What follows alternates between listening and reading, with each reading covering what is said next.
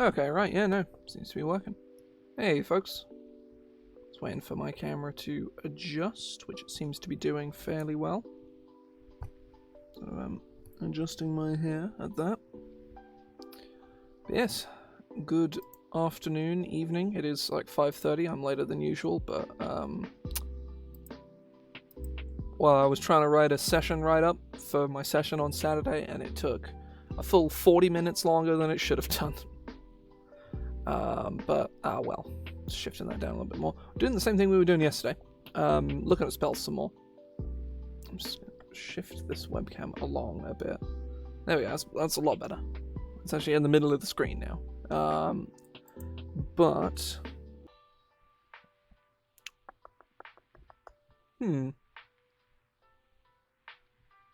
so let me just open some files real quick. I need to open up some documents whilst I'm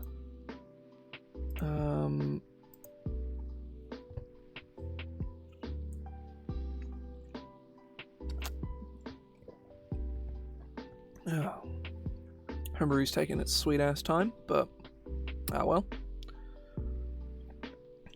I'll say my desire for today is to get through the N and the O spells. I don't know how doable that is, whether that's even achievable in the first place, but that is what I want to do.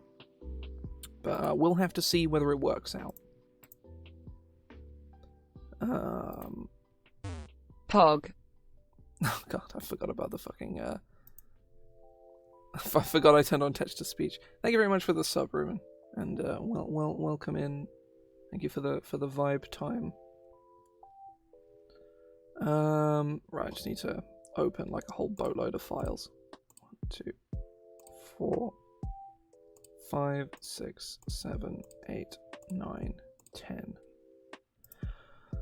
Okay, right. So thank you very much for the sub, Ruben. First spell on my list is Needle Volley.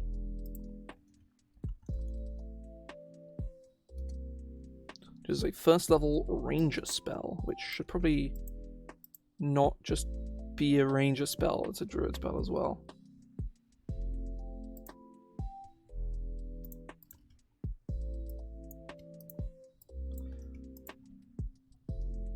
This seems to be a first level,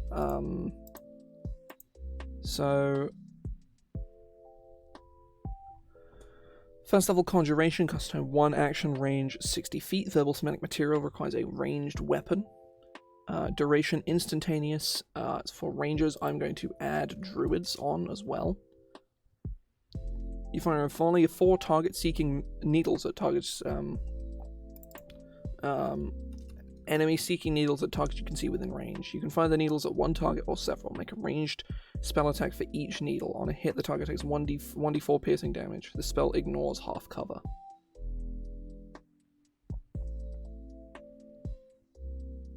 Yeah, adds 2 needles per. So yeah, this on druids, I'd probably actually really good on druids, because at 9th level you can fire 4, 6, 8, 10. You find 12 needles. For a total of 12d4. Well, there's an attack roll for each of them, so it's probably not that crazy. But if there's a dude concentrating on anything, it's probably a good way to stop him from doing that. So yeah, I think mostly just adding druid here is probably fine. The spell's pretty okay. It's not amazing, but it's not bad either. It ignores half cover though, which is kind of cool. Nethervoid is a 4th level spell, I believe. Let me just, there are various bits and pieces in my way. I have a lot of things on my screen right now. Okay, right. 4th level spell is Nethervoid.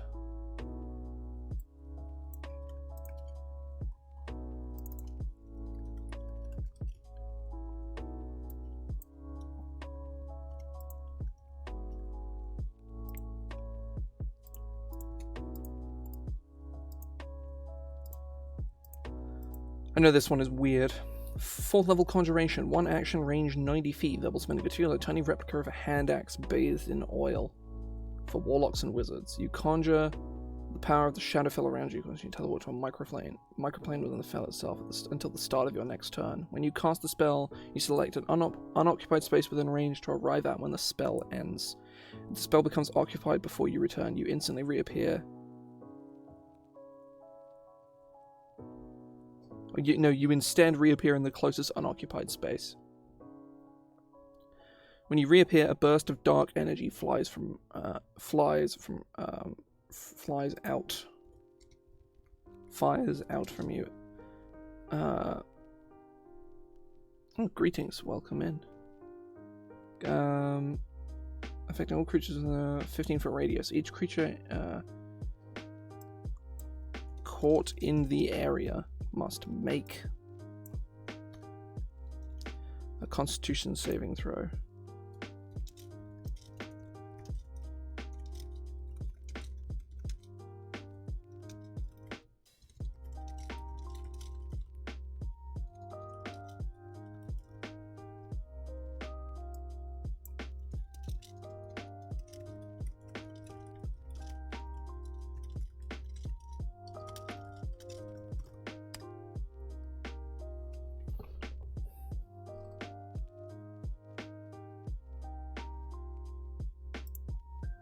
For 1 hour.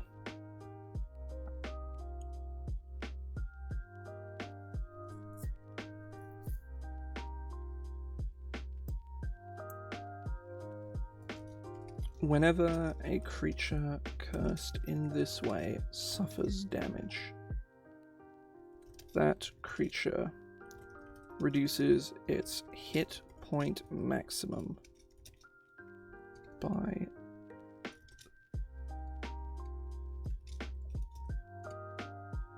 equal to the damage dealt.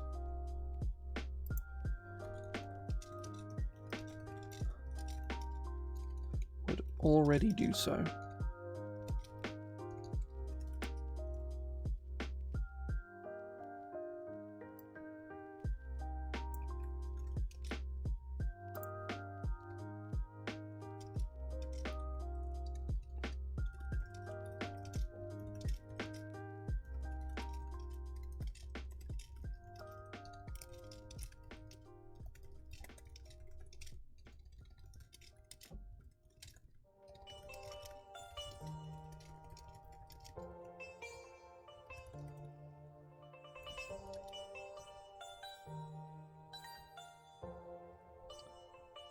Saving throw against a Spectre's life drain.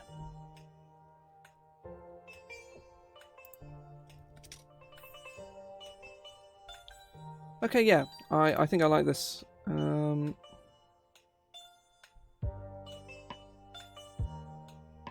does mean I can go back to Jajar's Exiling Impalement.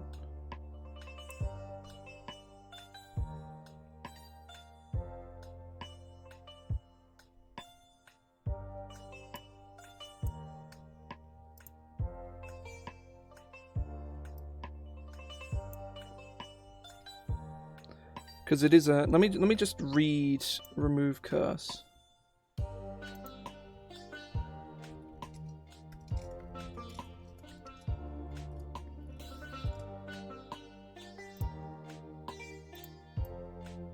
Oh. Let me just go read Remove Curse.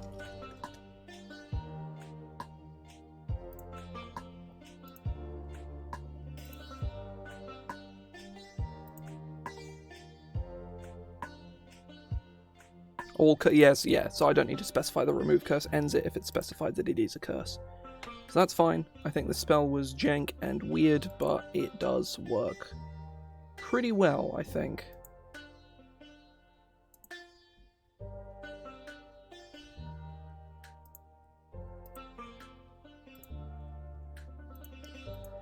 Night Scar. Now, I think I yoinked the idea for this spell from 3rd edition, I want to say? It's a weird spell, but it is kind of cool.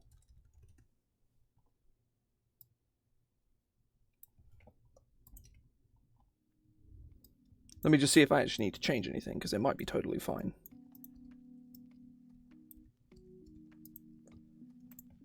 You touch a creature within range, marking it with an arcane sign of your choosing. If unwilling, the target creature must succeed on a charisma saving throw to avoid the effect, automatically failing if the target is restrained or incapacitated. The mark can fill up to a 6-inch space that can be seen by any creature that you choose when you cast the spell. The mark can also be seen by any creature with the ability to see invisible things or invisible objects or creatures. The mark remains on the target and is visible to those who can see it, no matter what efforts are made by that creature to hide the mark, including attempting to mask it with clothing, illusions, or shapeshifting. And it can be removed with remove curse. So yeah, the effect is fine. You basically, if somebody is an evil guy, you can brand them and say "lol evil," and then nobody can, it'd be like, well, it says evil on your forehead, and then they go, oh no, and that's the effect. Now Noir, if I remember correctly, is a 5th, 6th, or 7th level spell. I do not remember which. Noir is cool though. Noir is a personal favorite of mine. It's not very good, which is a little disappointing, but that's what we're here to fix. So, and Jesus fuck, Homebrew is taking its sweet ass fucking time.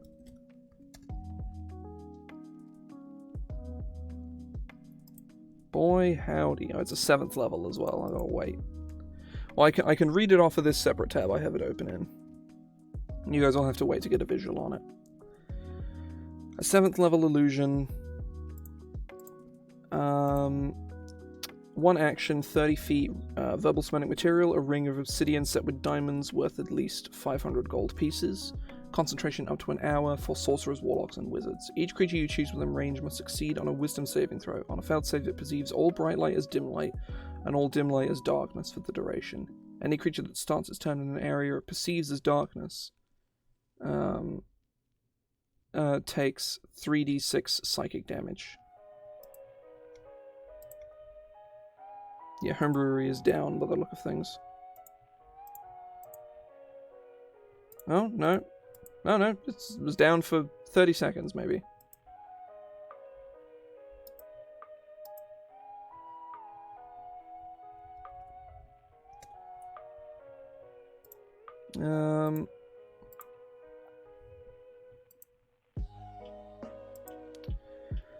I remember the main problem with this spell that was pointed out to me is the damage, it does no damage if they're in dim light. They need to be in darkness. So that should probably be changed.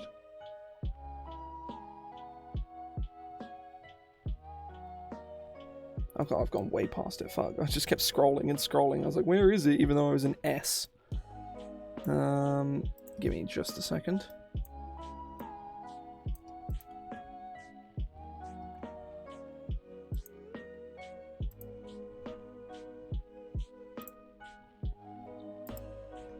Yeah, I'm not sure how well I'm going to do getting to the place that I want to get to today, but I'm going to do my best.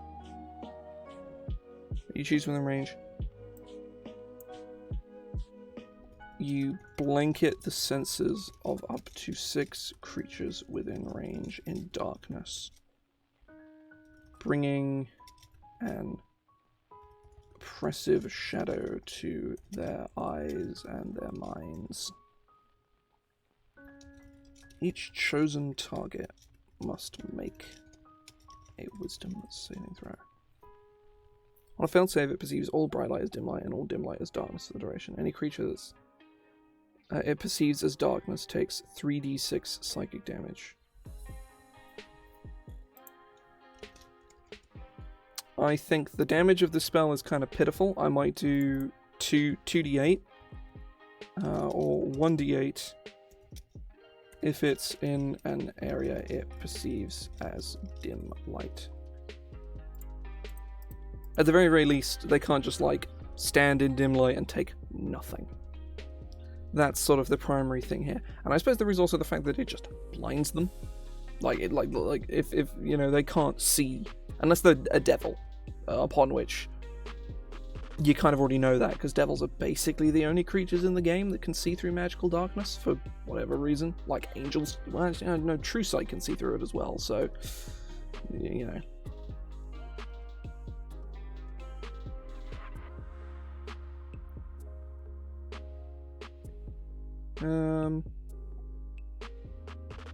Yeah, I think this here is probably fair, and this sort of damage buff overall. So I'm fairly certain 3d6 comes to like 10.5, whereas 2d8 comes to that comes to 9.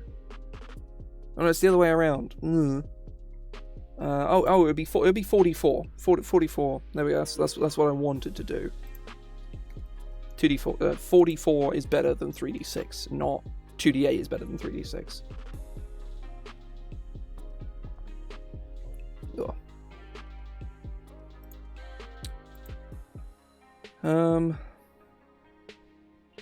So that's Noir. Now there are a fair amount more. So there's 6 more N spells. There are the 2 Noctin spells. There is Noctin's Binding Shard, which I believe is a 5th. It is indeed.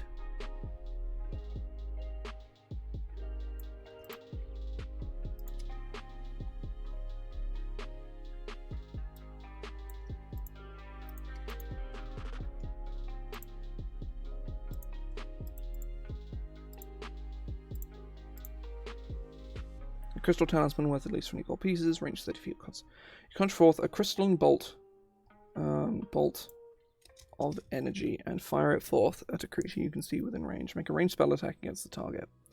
On a hit, it takes. Hang on, make a ranged spell attack.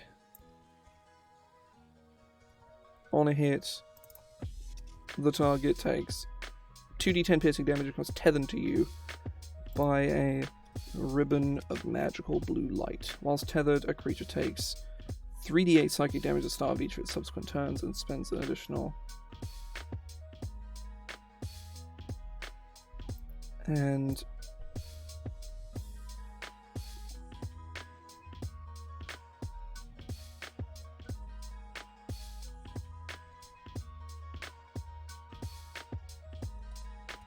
additionally, whenever a creature tethered to you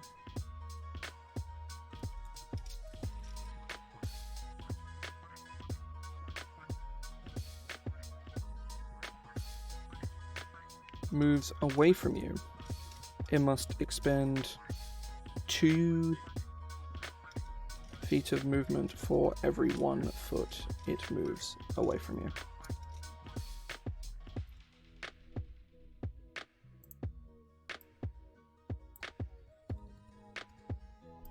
At the end of each of the target's turns, it can make an intelligence saving throw. On a successful save, it breaks the tether and the spell ends.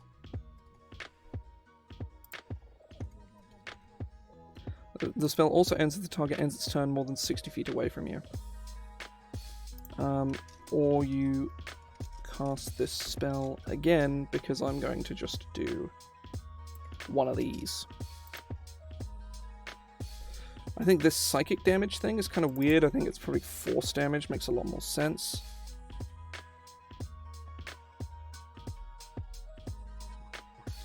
So looking at this is a 5th level spell right here. That inhibits their movement, does damage over time, but you have to hit with it, and the actual hit doesn't really do any damage. I feel this damage here should be a lot higher.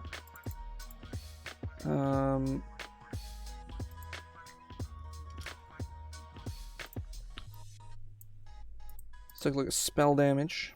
It's a 5th level single target spell, should do about 8d10 damage. It's doing 2d10 plus 3d8, so we're looking at less than 5d10 here. This damage can... obviously this is repeatable damage, but at the same time, they still get an opportunity, the likelihood of them just succeeding on the first turn is pretty high. So... yeah, I think this damage definitely needs to be higher. I think we can bump this to 48 easily. What are we looking at damage-wise there? We're looking at 18 points of damage from a 5th level spell, so plus... what's that, 11? Yeah, 11. We're looking at about 29 points of damage. Okay, even then, that's still really low. Do this, which then improves the scaling. We're looking at 60-10. This is fine. 60-10 maybe 10d10, but that's assuming they don't jump through the hoops to end the spell earlier. I think this spell is now really, really good instead of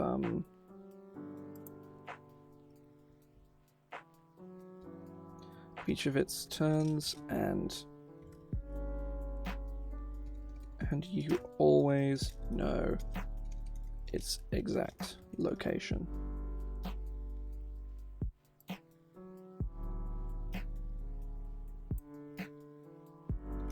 It gains no benefits from being hidden,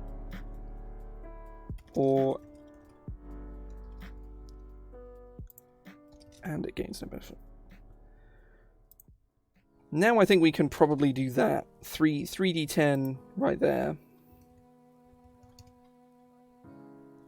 Looking at 5d10. Well, realistically, you hit a dude with this. It's a guaranteed... Oh well, it's a guaranteed 2d10 damage if you hit. I suppose you have to hit. If you hit and you whiff, it does nothing. I might play a little dangerous and slam one of these bad. This is a 4 dice on this bitch.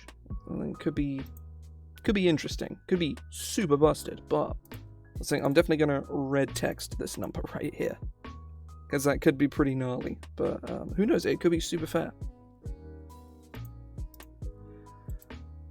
Right, Noctin's Empty Vessel is a 4th level spell that I think may be a little too strong.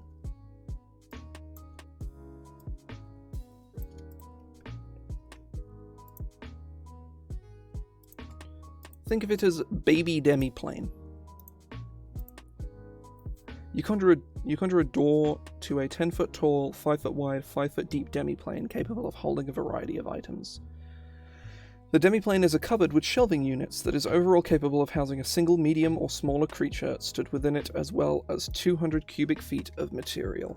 When the door disappears, the object inside the demiplane remains safe and secure inside and can be found just where they were when the spell ended on a recasting of the spell. Any creature inside the demiplane where the spell ends... this clause here is not necessary because that's implied. Any creature inside the demiplane when the spell ends is teleported just outside the door. Just outside, no, is teleported into the... is thrown out into the nearest unoccupied space to the door's entrance.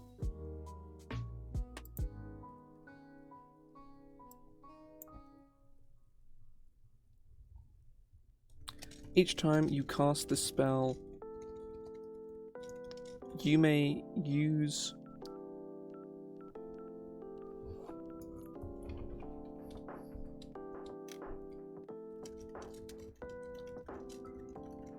must use the same crystal talisman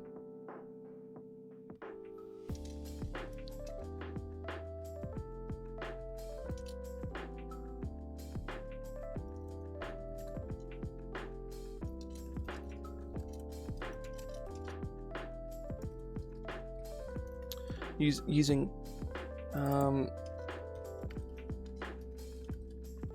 a different talisman creates a new demiplane.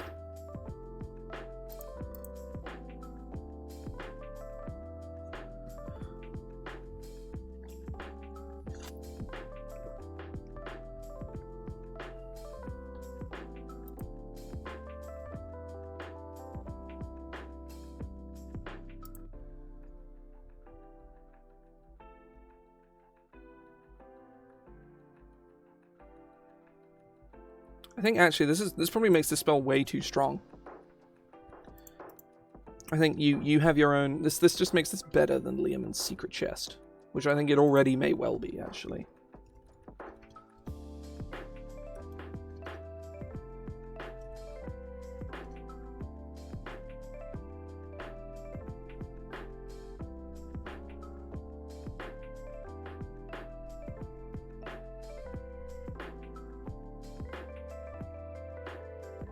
Oh no, Leomund's Secret Chest is just terrible. Never mind. This is a better version of Leomund's Secret Chest, because that spell is just awful. It's an awful spell. So I'm fine with this just being blanketly better. Conjuration. And should this be a ritual? That is debatable, actually. Probably not. There should be some kind of cost to just having a better bag of holding as a spell. Not to mention it, you push someone into the vessel and then cancel the spell, and then all their items, you've just taken them all. And they're just like on the ground naked and confused. So yeah, no, this spell, I realized it's supposed to have a minute cast time. Just so that doing exactly that is harder. By the way, moving on. Nor's Armistice, which I believe is a 5th level? Yes, it is.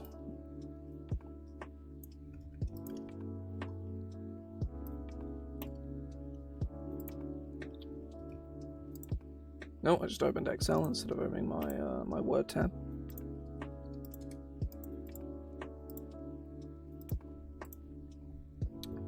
Fifth level Abjuration, cost time 1 action, range 10 feet. Verbal material, a piece of parchment, and a silver ink pen worth at least 25 gold pieces. Concentration up to an hour.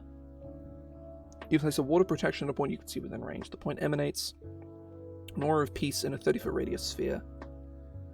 When a creature first enters the aura for the first time, they must succeed on a wisdom saving throw, or be unable to take any action that can damage that could cause harm to another creature whilst inside the sphere. The caster knows of any creature that tries to resist the saving throw and any creature that succeeded. Additionally, any creature that makes an attack roll against a creature inside the sphere makes their attack at disadvantage.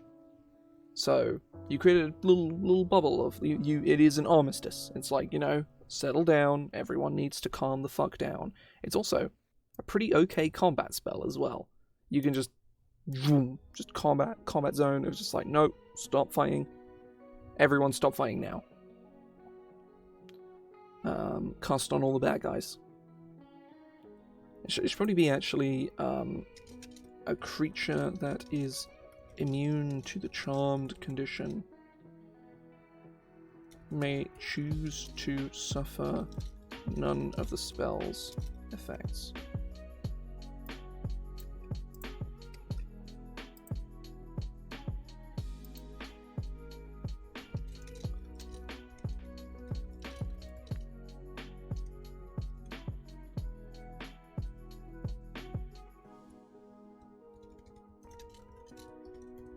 If they choose to do so, the caster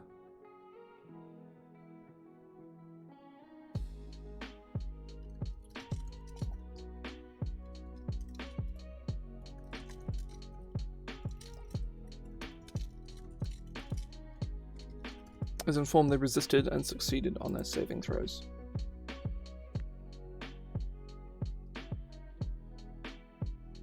Okay, right. Nor's Armistice, cool spell. I actually really like this. It's really neat. Because there's some of these where I'm reading them and I'm like there's been not very many, but there's been a few where I'm like, why did I make this? Like was I just space filling? Why did I think this was a good idea? And there are quite a few of them where I'm, itchy eyes. Where I'm reading them and I'm like, oh shit, I was like really onto something here, even though I'm not really expressing it properly in words, which is frustrating at times, but oh well.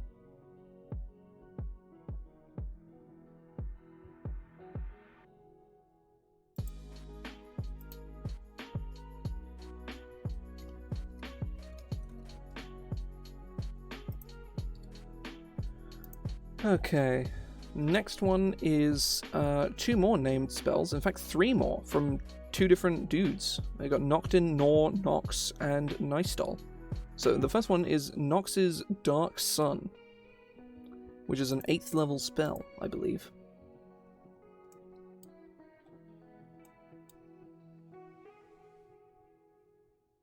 It is.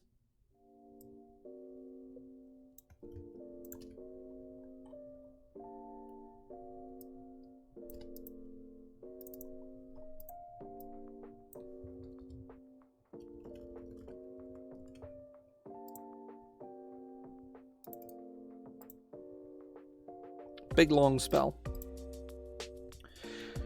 You channel the dark energies of the Shadowfell fall through you, pouring them into the skies above. For the duration, comma, a plume of dark smoke pours from the spell's point of origin, heavily obscuring a 10-foot area around the point of the spell's casting that sends upwards in a cylinder that reaches the sky. That reaches the clouds. Over the course of the spell, the smoke fills the skies, advancing 1 mile per minute as you concentrate on the spell, out to a maximum 60 mile radius around you. For every 10 minutes that you concentrate on the spell, a new effect occurs and persists for the duration of the spell. These effects are as follows. So this costs 10,000 gold to cast. So it's an expensive spell. After 10 minutes, all light sources have their range reduced by half unless that light source comes from a spell of 6th level or higher. Any dim light in the area becomes darkness. The sun is completely covered, stopping any sunlight from penetrating the smoke. All that can be seen is a thin corona. I swear to God, biggest casualty of coronavirus is the word corona itself, which is a fucking sick-ass word. And no one's allowed, you just can't use it anymore. I'm gonna keep it in here because fuck y'all, but like, fuck them, I don't care. It's a cool word, I'm gonna keep using it. But it's the biggest casualty. 40 minutes, the darkness oppresses the mind. Any creature other than the caster that takes a long rest underneath. Any non-undead creature that other than the caster that takes a long rest underneath the darkness must make a saving throw against Shadowfell Despair, as detailed on page 2052. Yeah, no, that wording there is fine. All healing received by a creature other than the caster in the air. Other than you, because you are the caster. What the fuck?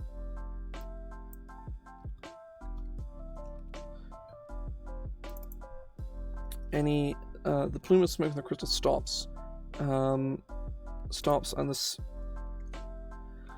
spell effects become permanent, persisting for their entirety until successfully dispelled. You need not concentrate from this point onwards to maintain the effects of the spell.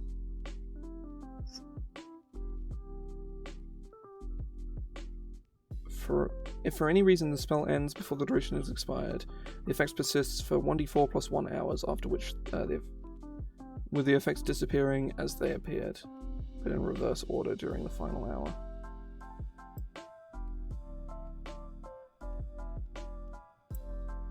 Reversing as they appeared in the final hour. Oh, I've already... Okay, right.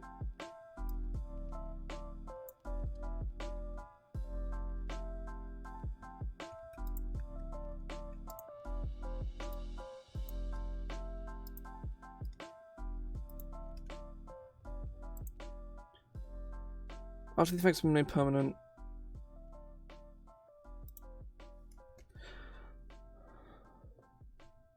the wishes to dispel the darkness must find where the spell was first cast, dig up the crystal skull that was buried at the casting location after the spell's completion. After the spell's completion?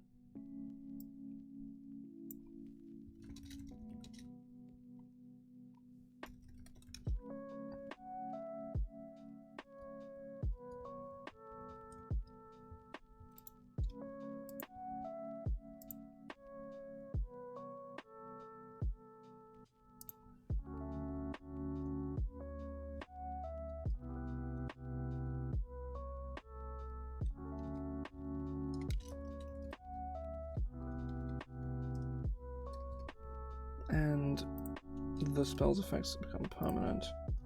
Only stoppable through the use of a wish spell. There we go. That solves the problem.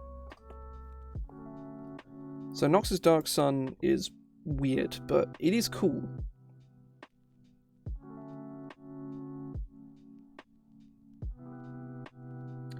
The next one is Knox's Inhabiting Darkness, which I believe is a 6th.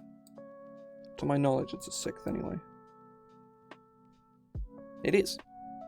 I don't know if it's good, I don't know if it's bad, I don't know if it's jank, I don't know if it's not. We shall find out quite swiftly, no doubt.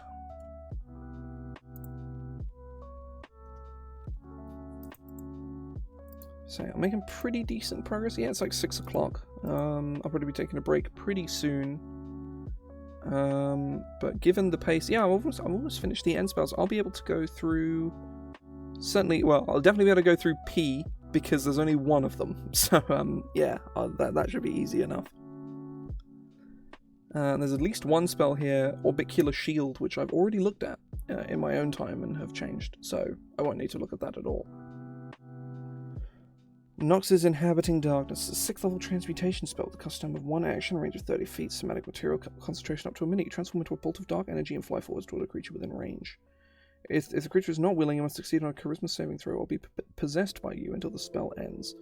Undead and constructs are unaffected. The possessed creature acts normally, but whenever they move, you move as if you were in their space? Let me read how ghosts work. Ghost. No, I don't want obsidian ghost, I just want ghost. Show me the ghost. Possession, here we go.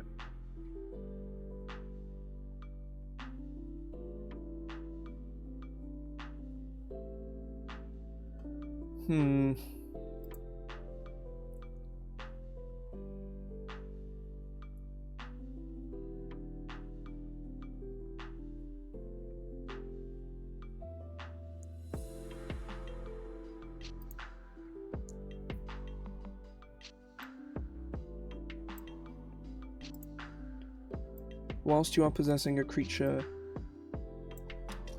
in this way,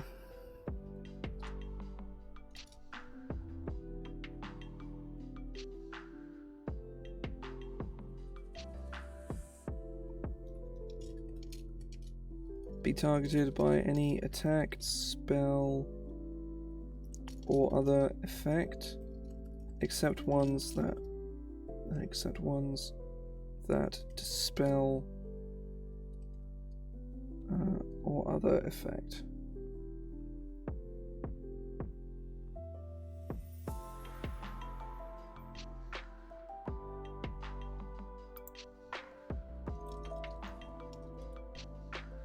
I'll move, take actions, or be targeted.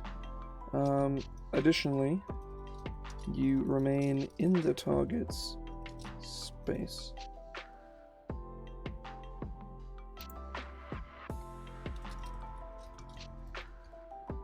Be seen, heard, or otherwise sensed, or be targeted by any. Additionally, you remain in the target space wherever it moves.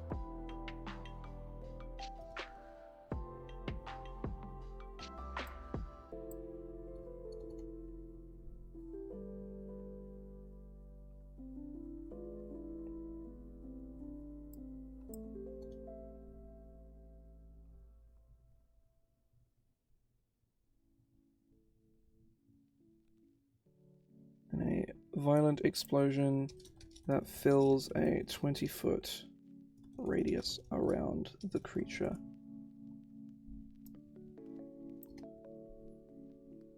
Each creature within the area must then make a Constitution saving throw.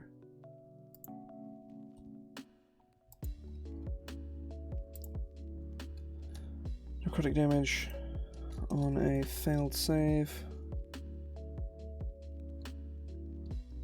Or half as much on a success. If the creature willingly allows you, it succeeds on the saving throw automatically.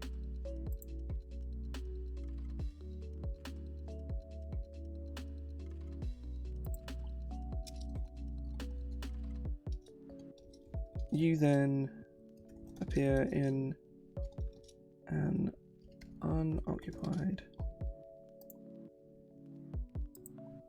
space that you can see within range. No, within 20 feet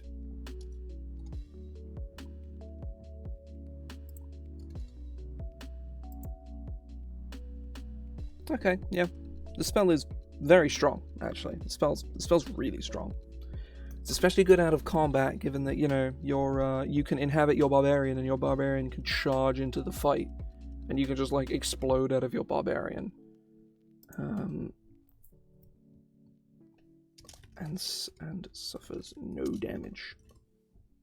Or you go into an enemy and they don't really know what's happened because, you know, they're like some commoner or whatever, and then they, you know, walk up to the buddies like, this guy just flew into me, what the fuck? And then they explode and die. And so do all their friends. Which sounds like good fun, to be perfectly honest. Sounds like a cool time. Okay, Knox doesn't have any darkness, that's cool. There is the last N spell, which is Nystel's Diminutive Possession, which is not a very good spell. It's a cool spell. It's very cool, but it's not very good.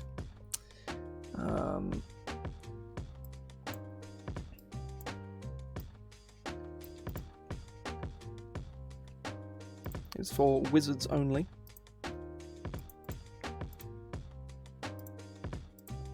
It's first level Transmutation Ritual. Constitute one action range of touch. Verbal semantic material, a tiny spellbook with each page inscribed with an eye. The incantation of the spell worth at least 50 gold pieces. Is a duration of 8 hours and is for wizards. You turn a number of medium or smaller objects into diminutive trinkets that can be easily carried around. You touch one or more objects, changing their size and weight by that of a trinket you could fit in a 1 inch by 1 inch cube. So, about yay big.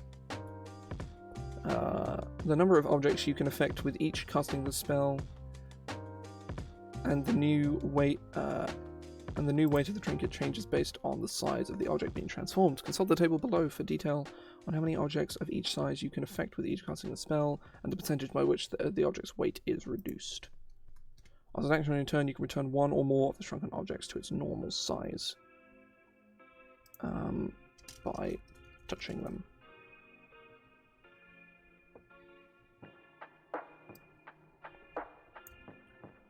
You can touch one or more of the shrunken objects, returning them to their original size.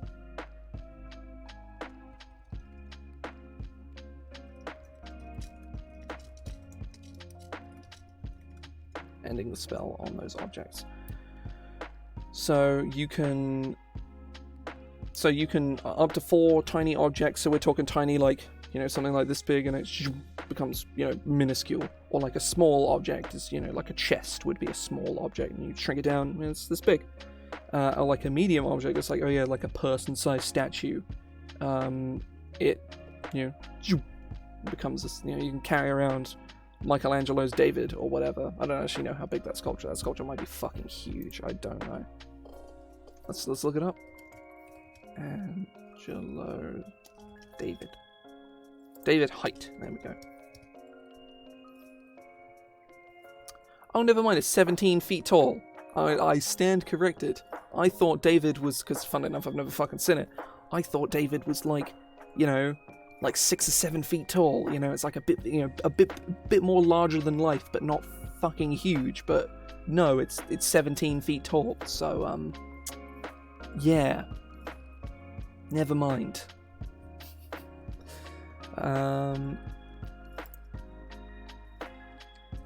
Orbicular Shield I have sorted in my own time, and I'm very happy with how it's come out. I know I don't need to touch it, so I'm not going to bother. Not even going to go look at it. On the other hand, Origami is a weird spell. It's a very, very, very weird spell. And I'm not personally a fan of how it works. It is for wizards and bards.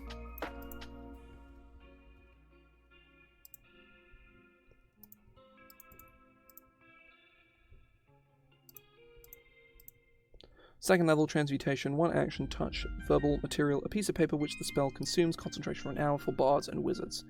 You fold up a small piece of paper into an artistic shape, then bring it to life. The paper transforms into a tiny construct. Tiny needs to be capitalized.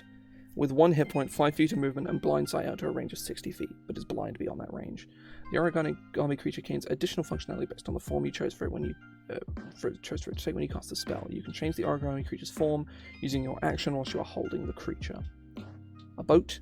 The boat has a 10-foot swim speed. Additionally, the boat takes no damage from being in water and can carry a single object of tiny size that weighs 1 pound or less. The crane has a 5-foot fly speed. Additionally, as a bonus action, you can look through the crane's eyes, seeing everything it sees until you cease its vision as a bonus action, or until the crane dies. When you look through the crane's eyes in this way, I need to look at Find Familiar, because this is the same effect.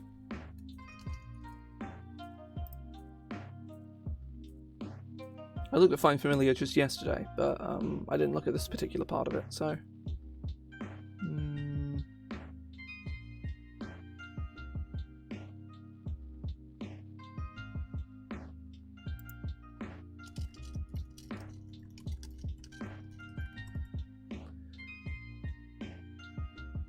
The frog. The frog's long jump is 20 feet and its high jump is 10 feet with or without a running start. Additionally, the frog can climb vertical surfaces without any handholds.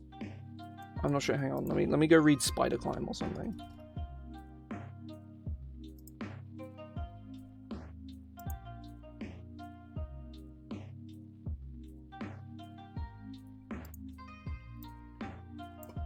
Without needing to make an ability check.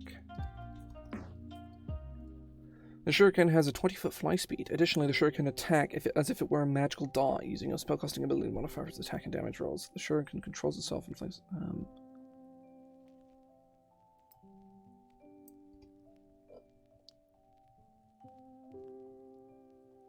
Additionally, the shuriken...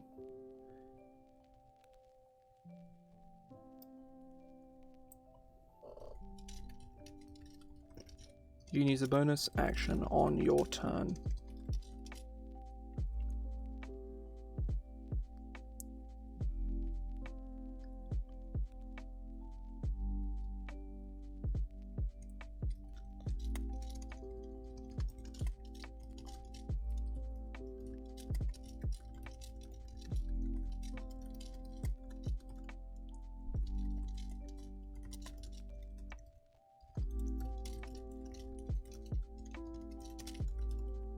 It becomes a magical dart that uses your spell casting ability modifier for its attack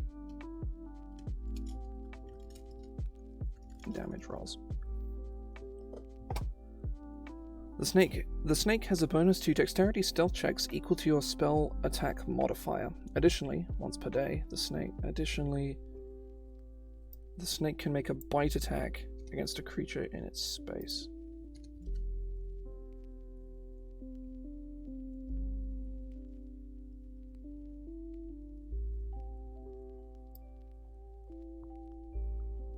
Additionally, the snake can inject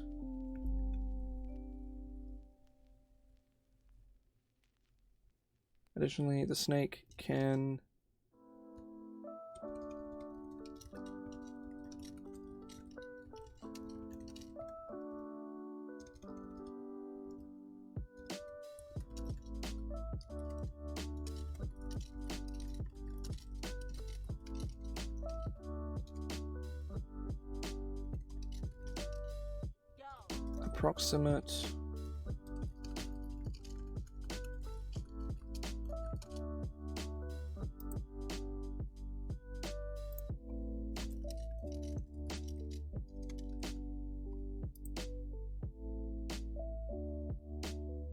they put 20 creatures on it for 1 hour.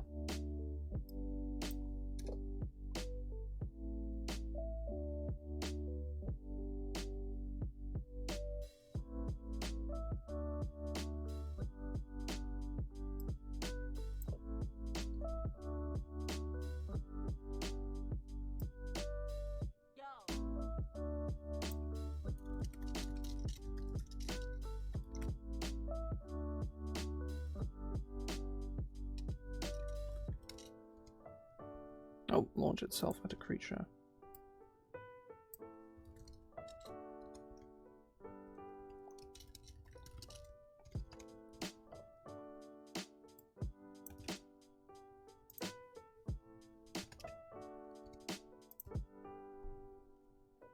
This kind of fixes the spell, actually. It had all these weird sort of like, it didn't really make any sense, and now it kind of does. So I think that sort of fixes the problem for me. Okay, I'm going to take a quick break here though, because I want to go grab some food. So I'm going to do that. I'll probably be gone 10 or 15 minutes or so. And when I come back, I'm going to go through and work through Otalug's Stasis Sphere, Otto's Tin Soldiers, and Peel. And then from there, I will see how I'm feeling. I may progress into the R spells. Hell, if I have time, I will do them all. There's only like 5 of them. There's Rarog, Rebuking Bolts, Reflexive Shot, which I know is mostly okay. Refraction, which is almost certainly not okay. And Reverent Rampart. We're making some very nice progress here, actually. We're almost up to S, and S is the big one, because it's the letter S. There's probably like 20 plus S spells.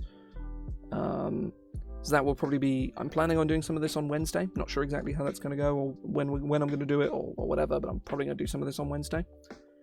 That'll probably be what I end up doing on Wednesday, is all of the S spells. I'll probably do more if I can. I want to make a concerted effort to just, like, finish everything over the course of this week. I want to, like, release the update for the archive, like, early March time. But who knows?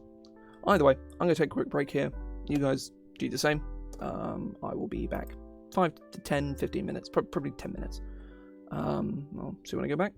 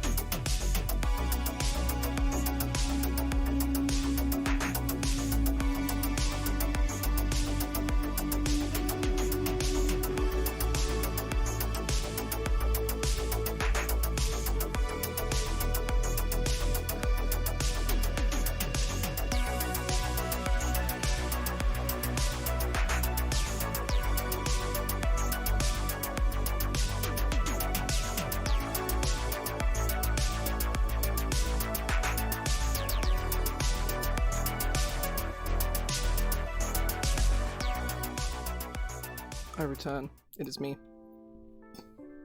I am back. Believe it or not. Did I ever leave? Yes. Yes, I did. Okay, right.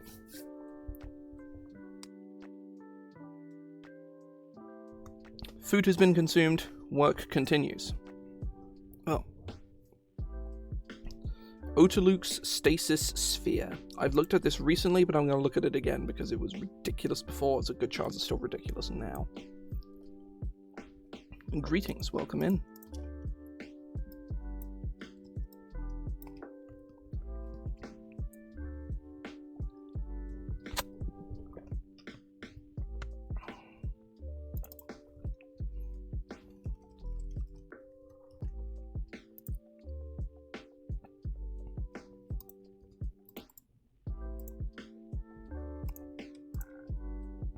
Okay, transmutation, 1 action, 60 feet, a hemisphere of clear crystal, and a matching hemispherical piece of clockwork. 1 round, wizard. You conjure a sphere of temporal energy you can see within range, which remains until the start of your next turn. The sphere extends out in a 10-foot radius from its point of origin, stopping all time for all entities in the area. Any creature or object that is not being worn or carried that becomes fully engulfed in the sphere must make a dexterity saving throw. On a success, the creature is immediately pushed into the nearest unoccupied space within 5 feet of the sphere. On a failure, a creature becomes weightless and paralyzed for the duration.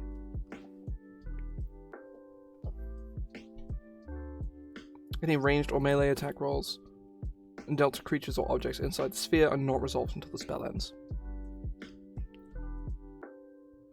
Yeah, no, I'm happy with this. I don't need to change this at all. I don't think this is fine.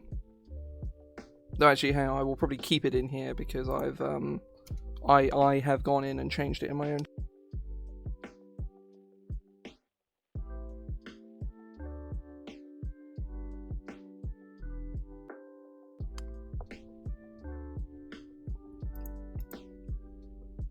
Next one is Otto's Tin Soldiers, which I believe is a 4th, I want to say.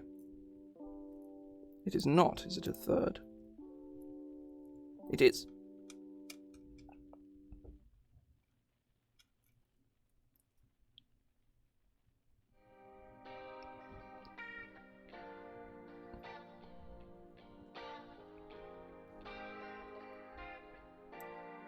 I like this song. This is good. Which one is this? That's Careless. This is good. This is a good one. I say that like I'm good with song names. I'm not. If I was good with song names, I would already know the name of the song, because I've heard this playlist a million times. It's a good playlist, though. It's Harris Heller, for those who are not already well acquainted with him. This stuff is very well put together.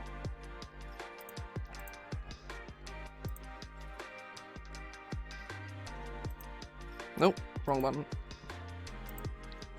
So Otto's Tin Soldiers, Bard and Wizard, 20 feet.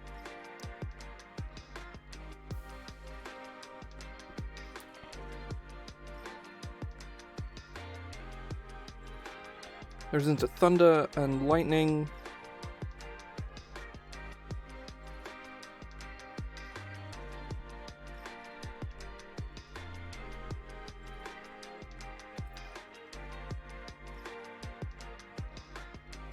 Nope.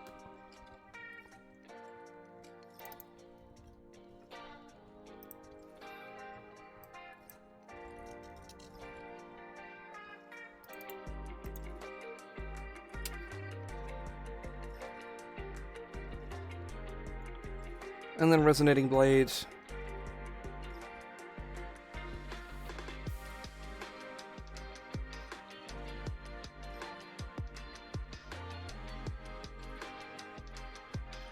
They're simple bodies. They, you know, they do their thing.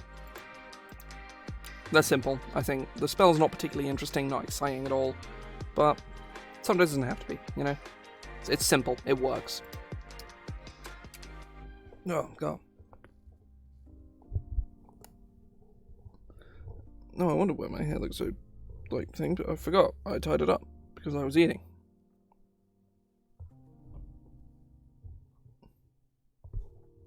No. Let's fix it up. There we go. Okay, so Peel. Peel is the next one. P-E-A-L. Not P-E-E-L. You're not ripping somebody's skin off. Though, hang on. No. But two E's is to peel, like, peel an orange. Whereas PEAL is a loud, crashy noise. So, a little fun word fact for you there. Hitting you with those word facts.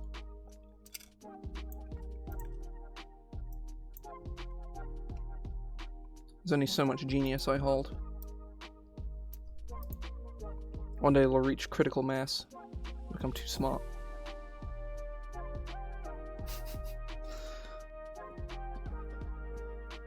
Right.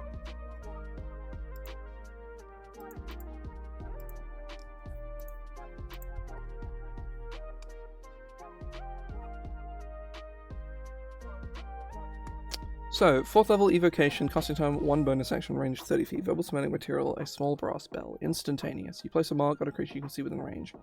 At the start of the creature's next turn, the mark detonates in a peal of thunderous force. Each creature within 15 feet of the target, including the target. I'm not sure if this is necessary, I'm going to keep that just in case. I must make a Constitution saving throw. On a failure, a creature takes and is deafened for 1 minute.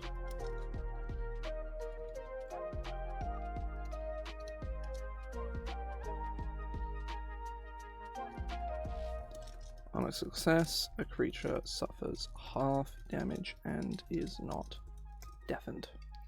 A creature is deafened and repeats saving throw at the end of each turns to end the effect. A creature deafened in this way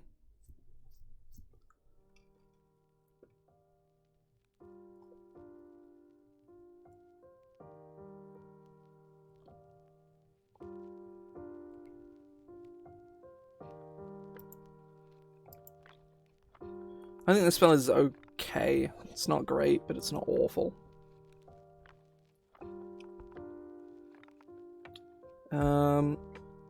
Right, I have about 20 minutes before I need to go, so I think in that time I can probably work my way through the R spells fairly easily, I think. We'll have to see, but I would wager that it is definitely doable, that's for sure.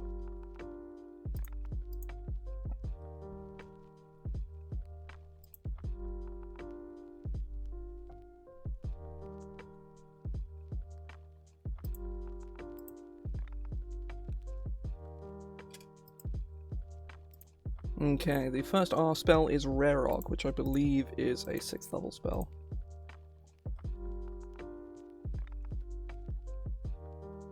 It is.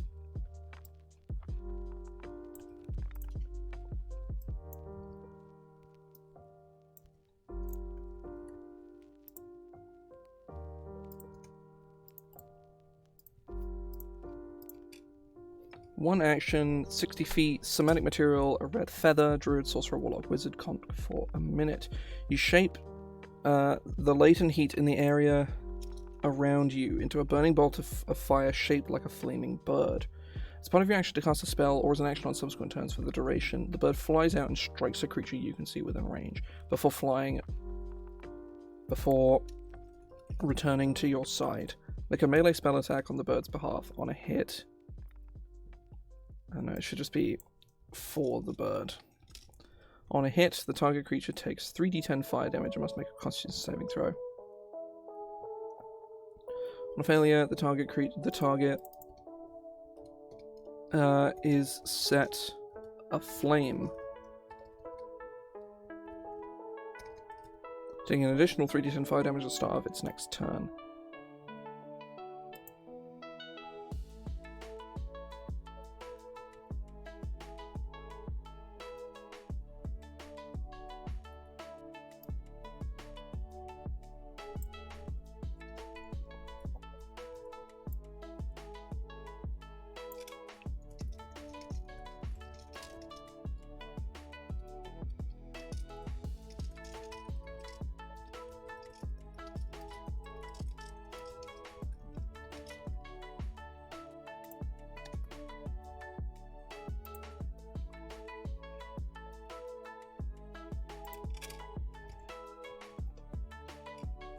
The spells.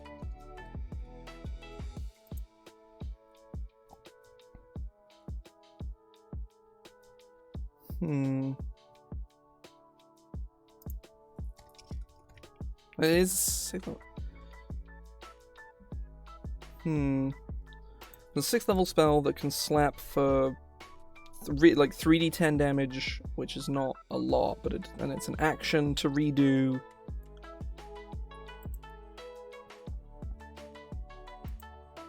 Yeah, this is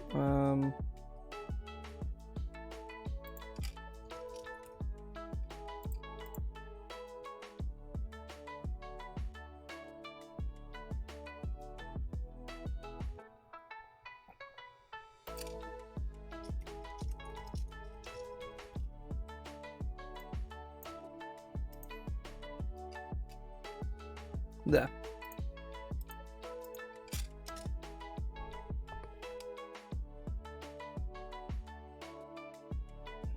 Okay, right. I'm comically low in this camera, but doing this is quite uncomfortable, so I'm not gonna. Who cares? Whatever, it's fine. Rare Rog. I think it's fine now. Ish.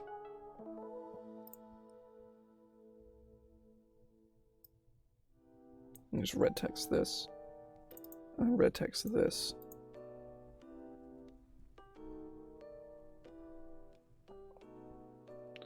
Next one is Rebuking Bolts, which I believe is a 4th level spell, I think. It is.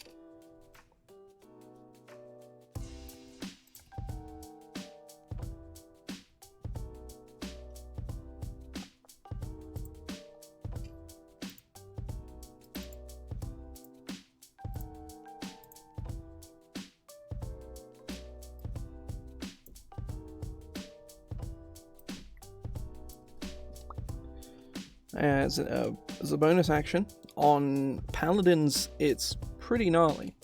You conjure 3 motes of radiant energy around your head that pulse with divine power as a part of your bonus action to cast a spell or on subsequent turns. You can launch a mote at an enemy, make a ranged spell attack.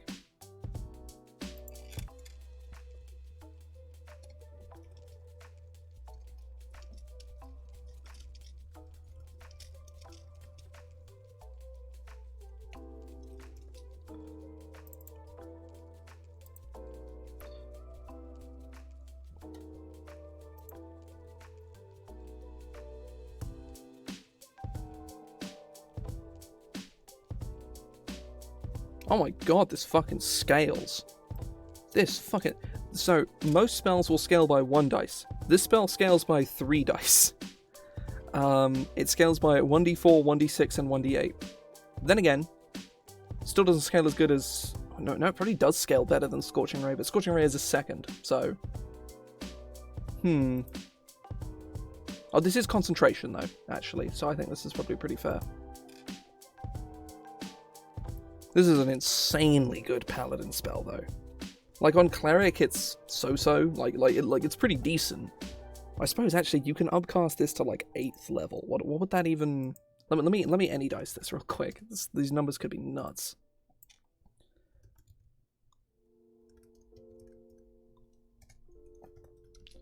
So, let me just look at, like... Just like, the level of spell that it's at now. And then let's look at, like, 5th level and see what that does. Oh, that bumps those numbers. Holy shit. Wow, this spell is really good. Let's look at a 9th level one. It's like almost 100 damage. Over 3 turns with 3 bonus actions at concentration. So yeah, no, actually, no, that's fine. I think, actually, hang on. Once the 3rd mote has been fired.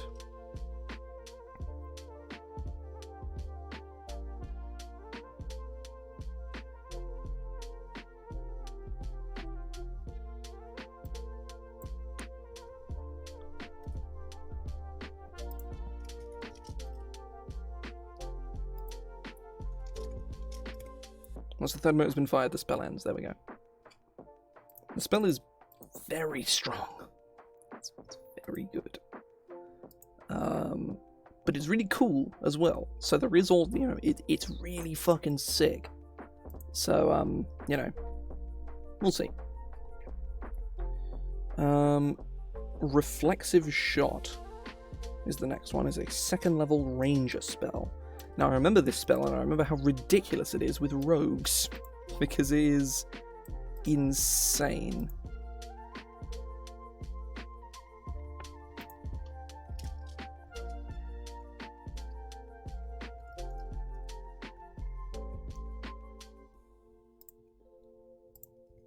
Because this very effortlessly lets you do multiple sneak attacks at very little cost. Natural, so as a reaction, which you take in response to a creature moving within 30 feet of you, or moving into a space within 30 feet of you. Your natural instincts take over your body.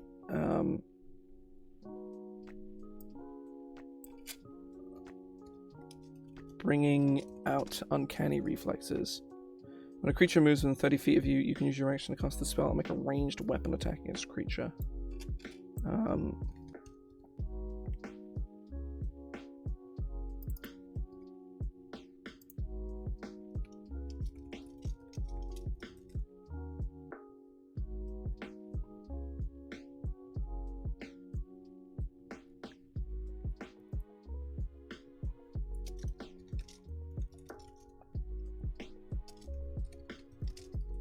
As long as it's within range.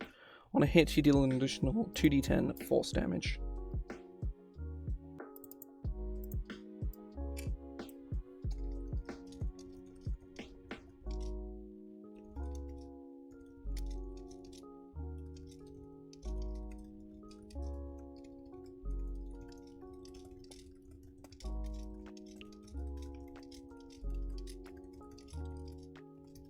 Yeah, I'm going to ditch the advantage so it doesn't just immediately wombo combo with Rogue and like double their sneak attack output at no cost. Or at very little cost. Like, it's still pretty easy for a creature to like walk up to one of your buddies and go, oh, you're within range of me, I shoot you, and then get sneak attack as my buddy's next to you, but now you actually have to kind of work for it. You know, the enemy is specifically moved into an advantageous position for you. So, yeah, I think that's, it's okay for me there, I think.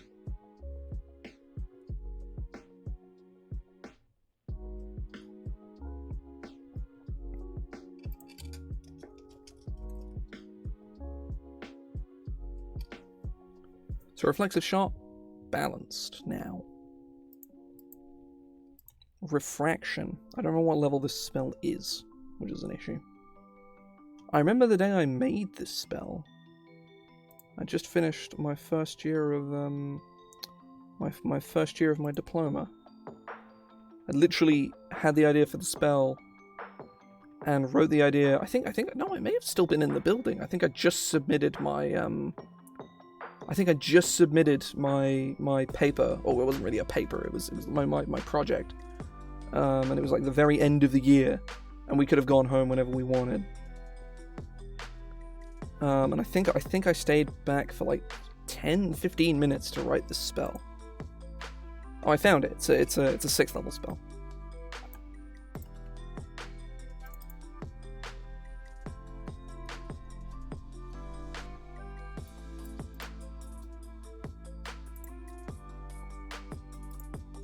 It's a weird spell, that much I know. 1 action, range 30 feet, velvet material, a crystal gemstone with a light refracting split in its center that is otherwise completely faultless, worth at least 1,000 gold pieces. Concentration up to a minute, bond and wizard, you create a refracted image of a medium or smaller creature you can see within range. The refraction appears in an occupied space within 5 feet of you. The refraction is mostly corporeal and olfactory.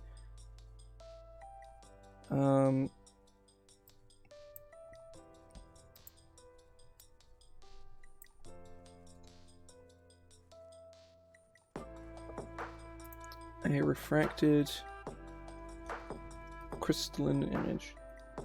It is an exact clone of the target, but in negative colors. The refraction has the same statistics, abilities, actions, and current resources, such as expended spell slots, that the target creature has. With the following alterations: the refraction has vulnerability to all damage, Reflection deals half damage on all attack rolls it makes.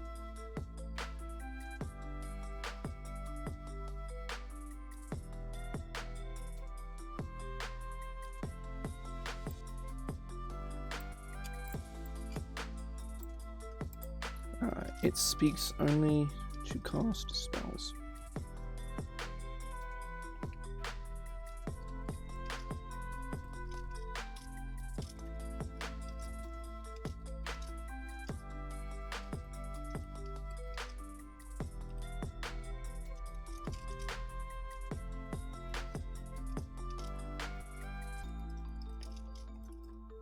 Its current hit point maximum equal to 3 times your level. So you get this at 11th level, it'll have 33 hit points. So it's squishy as hell. Could be 5 times, but then it has like 100 hit points. I suppose if you cast as a 9th level, yeah, no, if you cast as a 9th level spell, wait, no. No, because that doesn't scale. 4 times? What does that get at 20th level? It's like 80 hit points? Yeah, that's fine. That's cool. Yeah, I like this spell. This spell is really cool. It's really strong, but it is really cool. There's a spell similar to it that I've made before, but is a 9th level version and is more permanent. So yeah, this should be interesting. Refraction, Reverent Rampart. It's probably going to be the last spell I look at, because I need to go pretty soon. Not super soon, like not like right now. I'll probably stick around and chat for a bit, but Reverent Rampart is a 5th level spell for clerics, inquisitors, and paladins. Inquisitor is a homebrew class I have on the guild. It is free if anybody wants to go download it. I shall grab a link for it now, actually. This is the only shit I like plugging is the Inquisitor because it's free. Like, there are, you can get everything you would need to play the class for free. There's a few little extra noodly bits that you can buy, but I'm very, very comfortable plugging the Inquisitor because I'm not telling you need to pay me, because you don't. It's free. It's pay what you want, technically, but there's absolutely fuck all to stop you from just putting 0 in the box. I do it all the time. I'd be a fucking hypocrite if I had a problem with it, and I sure as hell don't. Do it whatever the fuck you want. There is a link if you wish to look at it. It's got some neat stuff in it. Sort of a middle ground between cleric and paladin. I'm very, very happy with how the latest version has come out.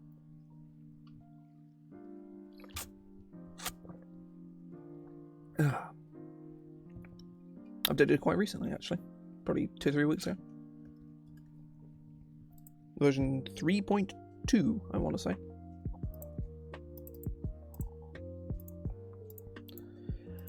Reverend Rampart, a 5th level abjuration spell. As an action, sell verbal smelling material, holy symbol, fair enough.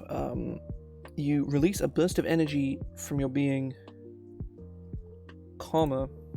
forcing back all adversaries. Each creature you choose within 30 feet of you must succeed on a strength saving throw or take... Oh no, it must succeed. Must make a strength saving throw. The creature takes 68 force damage and is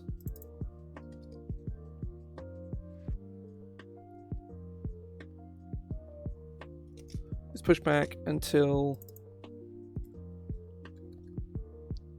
it's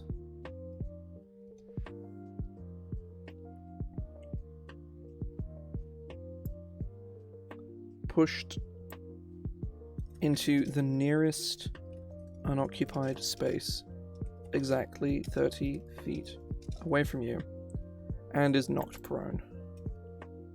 And is then knocked prone. It's just save half the damage that has been pushed. And the creature is not knocked prone.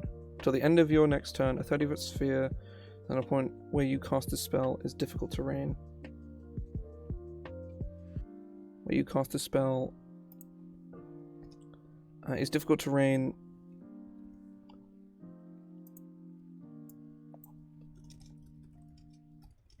for the creatures you chose. Just for the targets.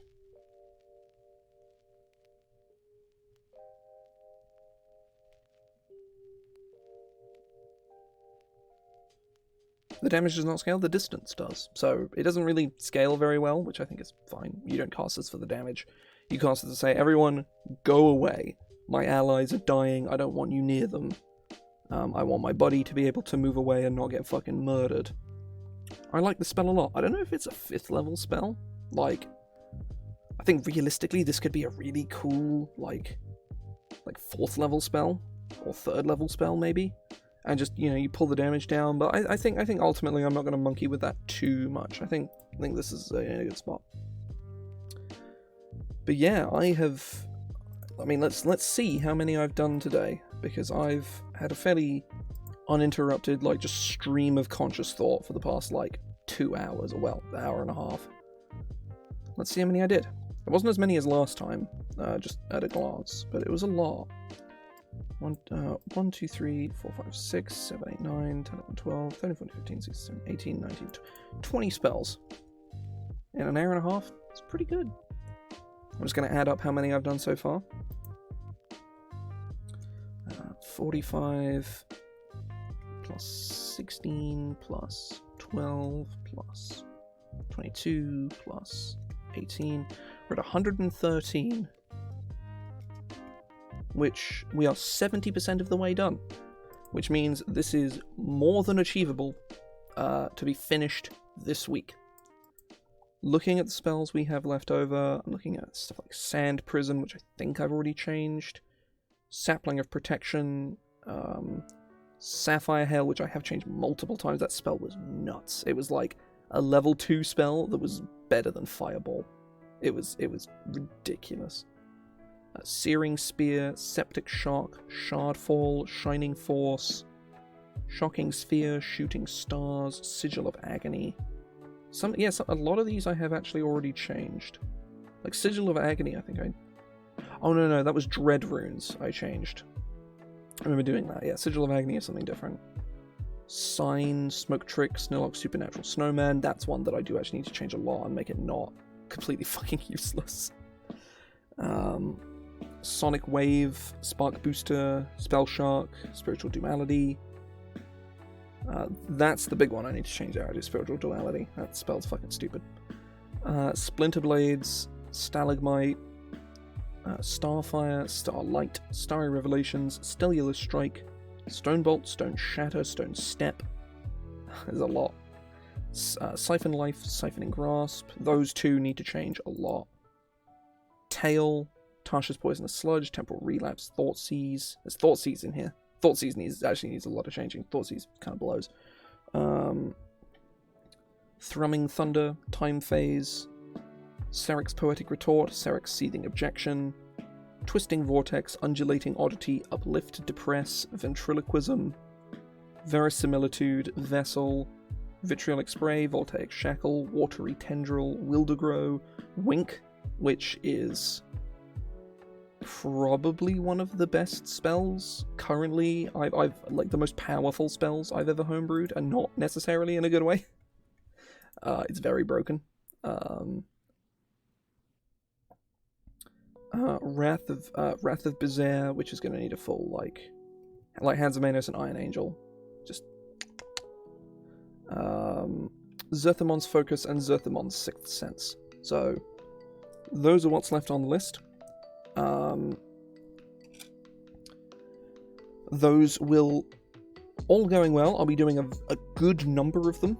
I'll probably do like S and T on Wednesday. I don't know exactly how I'm going to go about doing that. I have a feeling I'm going to start at like 1 and just go until I want to stop. Basically, I'm just going to start at 1 o'clock, 1, half 1, and just go. And if it takes me 3 hours, 4 hours, if I do the whole thing in an afternoon sitting, then fine. Like, that's fine.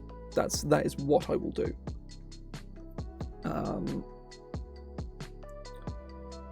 But that will be on Wednesday. That probably is what I'm going to do, actually. Is I'll probably do that at 1 o'clock on Wednesday and just go.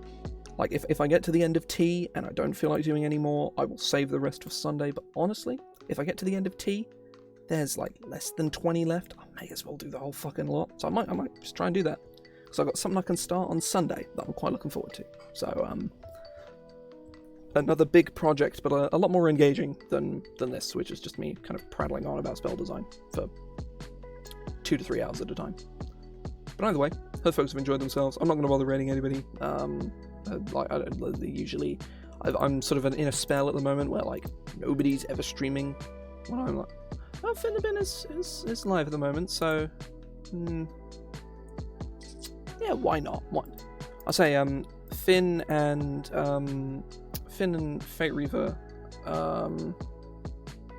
raided me yesterday, so yeah, I will raid her now. If I can find the raid button. The Raid Shadow Legends button.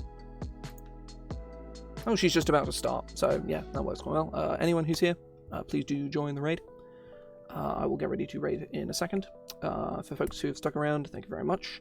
I will, I'm just going to open up her stream in Twitch. Thank you very much for sticking around for the duration.